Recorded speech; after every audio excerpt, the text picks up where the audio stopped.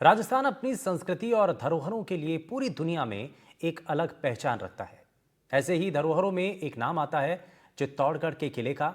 चित्तौड़गढ़ के दुर्ग को विश्व विरासत में शामिल करके विशेष दर्जा दिया गया, लेकिन ये विरासत अतिक्रमण का तंज झेलने को मजबूर है और इस वजह से इसके विश्व विरासत के तमगे पर खतरा मंडराता हुआ नजर आ रहा है। चित्तौड़गढ़ दुर्ग पर किसी भी तरीके के निर्माण सामग्री ले जाने पर रोक लगी हुई है, लेकिन बावजूद इसके धड़ल्ले से किले पर व्यावसायिक और मकान बनाने का सामान ले जाया जा रहा है। हैंडीक्राफ्ट, रेस्टोरेंट और होटलों के निर्माण ने जिला प्रशासन के आदेश की धज्जियां उड़ा दी हैं। चित्तौड़गढ़ दुर्ग पर हो रहे अवैध निर्माण पर देखिए ये खास रिपोर्ट।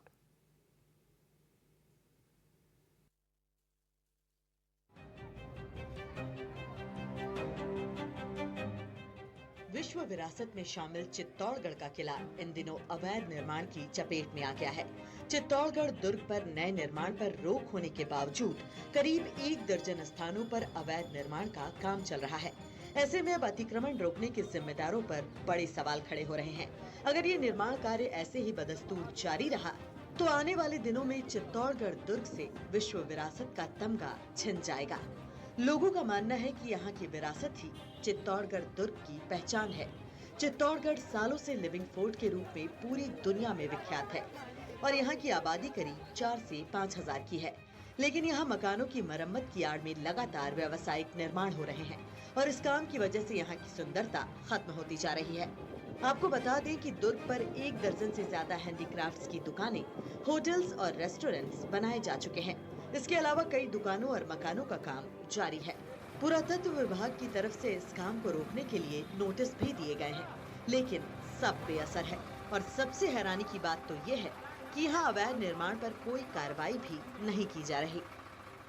हमारी तरफ से सब सर्कल चित्तौड़गढ़ की तरफ से जितने भी आज तक अतिक्रमण हुए हैं अभी कुछ दिनों में, उनकी सारी रिपोर्ट, नोटिस, सूचना हमने अपने उच्च अधिकारियों को जोधपुर और स्थानीय प्रशासन को भी दिए। लगभग कितने अतिक्रमण हो रहे हैं? लगभग 10 से 12 अतिक्रमण हमने भी नोटिस दिए हैं। तो क्या अतिक्रमण को रोक लगा रखी है? हाँ, सितंबर 2020 में तत्कालीन जो कलेक्टर साहब थे उन्होंने निर्माण सामग्री न ले जाने के लिए रोक लगाई थी किले के ऊपर।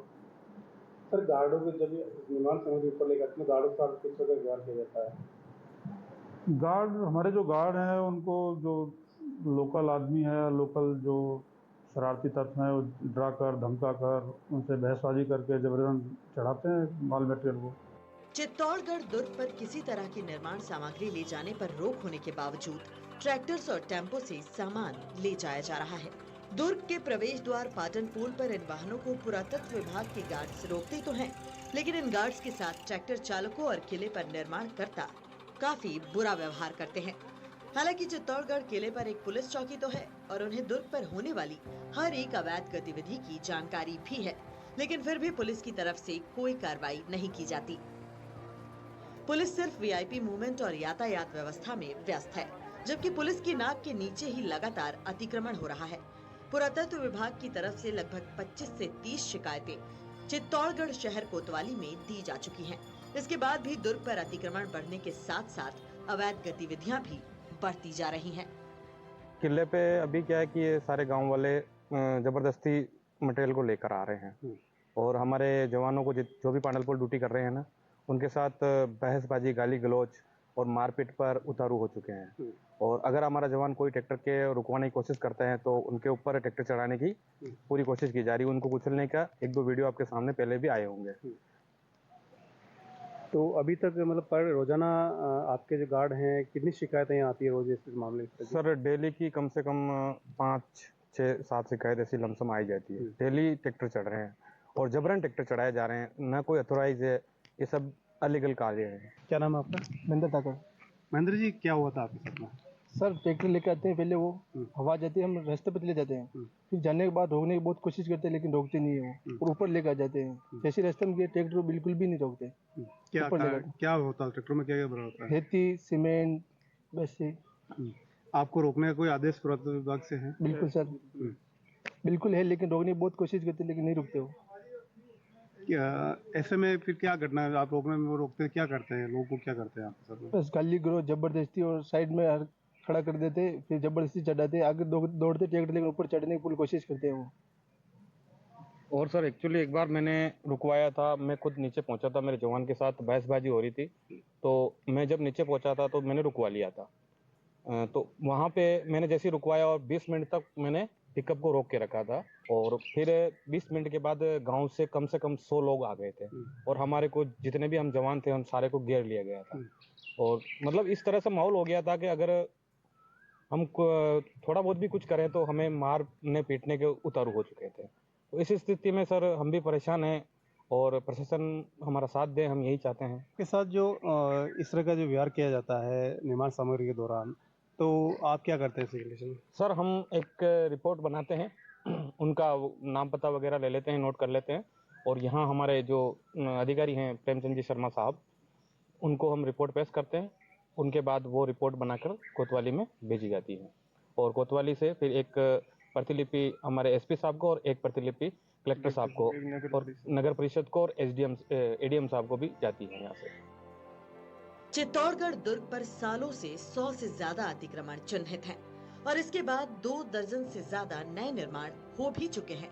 2019 में पुरातत्व विभाग के अधिकारी ने दुर्ग पर चिन्हित अतिक्रमण हटाए थे। उस दौरान किले से करीब 80 अतिक्रमण हटाए गए थे। इसका नतीजा ये हुआ कि अतिक्रमण हटाने वाले अधिकारी का रातों रात तबादला हो गया और इसके बाद किसी भी अधिकारी की अतिक्रमण हटाने की हिम्मत नहीं हुई। इधर किले पर हो रहे अवैध निर्माण को लेकर पूर्व राज्य मंत्री सुरेंद्र सिंह जाड़ावत ने कहा कि दुर्ग पर पुराने मकानों की मरम्मत की आवश्यकता भी होती है। दुर्ग पर लंबे समय से लोग रहते आए हैं। यहाँ रह रहे लोगों के लिए प्रशासन और पुरातत्व विभाग को कोई हल निकालना चाहिए। किले को जो है पिछली मनमोहन सिंह जी सरकार के समय जब गिरिजा व्यास जी यहाँ पर सांसद थी, मैं यहाँ से विधायक था, तब हमने विश्व विरासत के अंदर इसको शामिल करवाया था, और तब से विश्व विरासत में शामिल होने के बाद में जो नियम हैं उन नियमों की पालना तो होनी ही चाहिए। ठीक है, कुछ असुविधा और सुविधा जो ऊपर किले वासियों को, क्योंकि पूरा एक वार्ड भी वहाँ पे बसता है, तो वहाँ बैठ करके कोई सामंजस्य इस तरह का निकाले कि जो पुरानी बस्ती है या तो उनको पूरा मुआवजा दे के नीचे उतारा जाए, और यहाँ जो मकान बने हुए हैं उनको किस तरह से तकनीकी रूप से वो निर्माण कार्य, जो अभी वहाँ पर कोई क्षतिग्रस्त मकान है, अगर उसको नहीं कराएंगे तो पूरा मकान ढह जाएगा। तो उसका किस तरह सामंजस्य बिठाना, ये पुरातत्व विभाग को और जिला प्रशासन को, दोनों को मिलकर के बनाने की जरूरत है। इसमें मुझे लगता है कि सांसद महोदय को संज्ञान लेना चाहिए, क्योंकि केंद्र का विषय है ये। वहाँ कोई निर्माण कार्य नया वहाँ पे हो नहीं रहा, जहाँ तक मुझे जानकारी है, और पुराने मकान वहाँ बने हुए हैं। कोई रसोई खराब है, कोई लैट्रिन बाथरूम खराब है, कोई कमरा जर्जर अवस्था में आ गया है, अगर उसको निर्माण कार्य नहीं करेंगे तो भी हादसे होंगे। तो कोई रास्ता तो पुरातत्व विभाग को और जिला प्रशासन को मिलकर निकालना पड़ेगा, या तो मुआवजा देकर के सबको नीचे प्लॉट देकर शिफ्ट कर दे पूरे पूरे वार्ड को, और खाली करा दे पूरा का पूरा किला। और अगर किला वहां पे खाली नहीं हो सकता है और वहां पे लोग रहेंगे, तो फिर आपको वहां पर कोई ऐसा फॉर्मूला निकालना पड़ेगा जो पुरातत्व विभाग के एक संयुक्त टीम के तहत जो आवश्यक कार्य वो वहां पे पूरा हो जाए, ताकि वो हादसे भी नहीं होंगे और उनका अगला दूसरा कोई अवैध निर्माण भी नहीं होगा, और वो सारा का सारा काम वहां पर हो जाएगा। ये भी आवश्यक है कि वहां पर निर्माण कार्य को, तो अगर हम लोग वहां पर बिल्कुल स्ट्रिक्टली रोक देंगे तो मकान वहां पे बारिश के अंदर ढहेंगे। जैसे आप देख रहे हो आजकल लैंडस्लाइड बहुत ज्यादा हो रही है हर जगह, और अत्यधिक बारिश के अंदर होगा तो मकान गिरेंगे, तो उससे और ज्यादा बड़े हादसे होंगे। उससे ज्यादा विकल्प ये है कि पुरातत्व विभाग, जिला प्रशासन दोनों मिलकर एक संयुक्त कमेटी बने, और वो कमेटी की निगरानी के अंदर वो जो अपने उनका मरम्मत का कार्य है, नया तो कर नहीं रहे हैं, लेकिन मरम्मत का कार्य उसको भी रोकना नहीं चाहिए। ये मेरा अपना मंतव्य है। और विश्व विरासत को बचाने की जिम्मेदारी तो सबकी है, चित्तौड़ वासियों की, पूरे राजस्थान वासियों की, क्योंकि ये तो किला तो पूरे विश्व के अंदर हमारा प्रसिद्ध है, इसीलिए विश्व विरासत के अंदर शामिल हुआ है। किले पर रहने वाले लोगों का कहना है कि मकानों की रिपेयरिंग के लिए सामान ले जाना उनकी मजबूरी है, लेकिन कुछ लोग ऐसे भी हैं जो अवैध निर्माण कर रहे हैं और उन्हें रोकने वाला कोई नहीं है। किले पर कई सालों से लोग रह रहे हैं और वहाँ एक छोटा गांव बसा हुआ है, करीबन 4 से 5 हजार लोगों की आबादी है। यहाँ कुछ युवा हमारे साथ में हैं, नई पीढ़ी है, उनसे हम बातचीत करना चाहेंगे। जो निर्माण चल रहे हैं उसके बारे में लेकर आप क्या कहना चाहेंगे? कोई निर्माण ऐसा नहीं चल रहा है, अवैध निर्माण जो भी पुराने मकान है जो बिल्कुल ऐसी स्थिति में आ चुके हैं जो बिल्कुल टूटने के ऊपर है, मतलब बारिश के पहले ही मतलब बिल्कुल ऐसी स्थिति हो गई कि वो कभी भी ऐसी बड़ी घटना हो सकती है। अभी भी जो घटना हुई है वो लगभग इसी का कारण है, क्योंकि उस आदमी को बराबर ऐसा सामान मिला नहीं बंदी की वजह से, फिर भी उसकी छत टपक रही थी, उसने कैसे भी करके अपनी छत को बनाने की कोशिश की, जिसकी वजह से ये घटना हुई है। ऐसा कोई मंत्री, ऐसा कोई अधिकारी, चाहे वो आर्कियोलॉजी का हो या किसी भी डिपार्टमेंट का हो, दुर्ग वासियों ने हर तरह से उन्हें ये निर्माण सामग्री चालू करने के लिए हमारे दुर्ग के पार्षद साहब ने कितने ज्ञापन दे चुके हैं, लेकिन कोई अधिकारी या कोई भी ऐसा नेता इस चीज़ को मतलब कह देते हैं कि हाँ लाओ हम बैठे हैं, लेकिन कोई यूं नहीं कह रहा है कि यार कि तुम एक बार किले पे जाए, सर्वे करें कि किसका मकान टूटने पे है, क्या होने की, मतलब बिल्कुल बहुत सारे तो ऐसे मकान है जो अभी बारिश अगर तेज हो जाए ना तो वो मकान भी टूट जाएंगे। इन लोगों से हमने कितनी बार निवेदन कर लिया, आर्कियोलॉजी के अधिकारियों को हमने हाथ जोड़ के निवेदन कर रखा है कि कम से कम जो मकान टूटने की कगार पे है उनकी निर्माण सामग्री के लिए आप, लेकिन इन्होंने इतने मतलब वो चला दिए कि आप पहले फार्म भरिए, पहले यूँ कीजिए। अब वो गरीब आदमी कहाँ जाएगा फार्म भरने के लिए, कोर्ट के चक्कर काटेगा, परमिशन के लिए कहाँ कहाँ जाएगा। जिस आदमी की मकान बनाने की हैसियत नहीं है वो किस हिसाब से मकान बनाएगा वो। अब ये कहते हैं कि हम वहाँ से निर्माण सामग्री की वो परमिशन लाइए, कोई अवैध निर्माण तो कर नहीं रहा है। अगर अवैध निर्माण पहले भी हुए हैं, काफ़ी हो रहे हैं, काफ़ी ऐसे अवैध निर्माण जो पावरफुल आदमी है उसके निर्माण पर ये कोई रोक नहीं करेंगे, लेकिन जो गरीब आदमी है उसके निर्माण पर ये पूरा रोक जताएंगे। और ऐसे आदमियों पे कार्रवाई कीजिए ना जो मकान बना बना कर बेच रहे हैं, ऐसे आदमियों के खिलाफ आप कार्रवाई कीजिए ना। गांव पूरा आपके साथ खड़ा रहेगा, आर्कियोलॉजी विभाग के साथ खड़ा रहेगा पूरा गांव, लेकिन आप ऐसी कार्रवाई तो कीजिए ना, सख्त कार्रवाई। अवैध निर्माण हो रहे हैं, ऊपर के हैंडीक्राफ्ट के हो रहे हैं, उस बारे में क्या कहना चाहिए? मैं ये कहना चाहूँ जो भी अवैध निर्माण हो रहे हैं उसके खिलाफ कानूनी कार्रवाई कीजिए आप। अगर आर्कियोलॉजी को लगता है ये अवैध निर्माण है, चाहे वो हैंडीक्राफ्ट हो चाहे कुछ भी हो, आप उनके खिलाफ कानूनी कार्रवाई करके गांव वाले आपको कोई नहीं रोकेगा, लेकिन आप गांव के हित में कार्य कीजिए। गांव में अगर किसी को इसकी ज़रूरत है मकान की तो आप उनको सपोर्ट कीजिए, नहीं कि उसके खिलाफ कार्रवाई करनी है। जैसे पुराने ज़माने में हम यहाँ के रह रहे हैं, पहले भी मकान बनते थे, आर्कियोलॉजी के लोग आते थे, सर्वे करते थे, फोटो खींचते थे, पूरी रिपोर्ट बनाकर जोधपुर भेजते थे। अगर वो अनलीगल होगा तो वैसे ही उसका टूटने का आदेश आ जाएगा, लेकिन जो लीगल होगा वो तो रुकेगा ना सर। हम तो यही चाहते हैं। तो पहले भी होता था, पहले से बनते आ रहे मकान, ऐसी कोई बड़ी कार्रवाई नहीं हुई है। और अभी भी हुई थी जब वर्मा साहब ने कार्रवाई की थी, अवैध निर्माण तोड़े थे, जो अतिक्रमण में आएगा वो तो टूटेगा, आज नहीं तो बाद में टूटेगा ना, लेकिन जो लीगल है वो तो हमें बनाने दीजिए, हमें रहने दीजिए।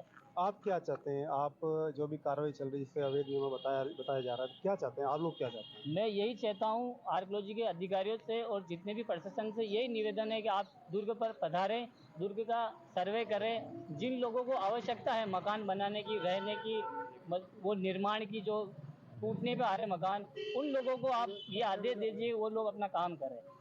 ये जो किले पे जो नाजायज काम बता रहे हैं, ये नाजायज काम नहीं है सर। ये जिला परिषद के वार्ड में हो रहे हैं, अपनी खुद की जमीन पे हो रहे हैं। आज एक घर के अंदर 4 बच्चे अगर हो गया तो बेचारे कहाँ रोड पे सोएंगे, क्या कहाँ जाएंगे सर?